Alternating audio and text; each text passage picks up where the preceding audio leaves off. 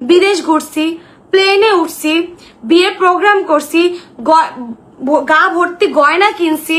WhatsApp guys, আজকে লাইভে যেন আগুন জ্বালিয়ে দিলেন মিথিলা রহমান। শুরু থেকে তার কথা টার্গেট ছিল রাকিব হোসেনকে ছোট করা। লাইভে মিথিলা বারবার বললেন, রাকিবকে নিয়ে কথা বলার সময় নেই এখন আমার। আমি এখন দামি গাড়ির মালিক, গলা সোনা, হাতে গহনা, সব জিনিসই নিজের পছন্দে কিনেছি। বিদেশে গিয়ে ঘুরে বেরিয়েছি, এমনকি ইয়াসিনের জন্য নতুন বাইকও কিনে দিয়েছি। তার একের পর এক বড়াই করার কথা শুনে স্পষ্ট বোঝা গেল রাকিব হোসেনকে ছোট করতে যেন এসব বলছেন তিনি। লাইভ শেষ হওয়ার আগে মিথিলার এই মন্তব্যে সোশ্যাল মিডিয়া উত্তপ্ত। নেটিজেনরা বলছে মিথিলা নিজের বড়াইতে ব্যস্ত, কিন্তু আঘাতটা গেছে রাকিবের দিকেই। এখন সবার একটাই প্রশ্ন, মিথিলার এই কথা কি শুধু শো অফ, নাকি রাকিবকে হেয় করার নতুন চাল, নাকি রাকিব হোসেনের সাথে নতুন কন্ট্রোভার্সিতে জড়াতে যাচ্ছে মিথিলা রহমান? আর মিথিলা রহমান এটা চাইবেই বা না কেন? কারণ অনেকদিন ধরে তারা ট্রেনিং এ আসার চেষ্টা করতেছে, বাট পারতেছে না। একে একে 3টা বিয়ে করেছেন, শোরুম খুলেছেন, এমনকি বিদেশে ঘুরে বেরিয়েছেন, গাড়ি কিনেছেন, বাট কোনোভাবে কাজ হচ্ছে না। তারা ট্রেনিং এ আসতে পারতেছে না রাকিব হোসেনদের মতো। রাকিব হোসেন তো একটা ব্র্যান্ড, সে তো সবসময় ট্রেনিং এ থাকে। আর এরকমই হতে চাচ্ছে মিথিলা রহমান,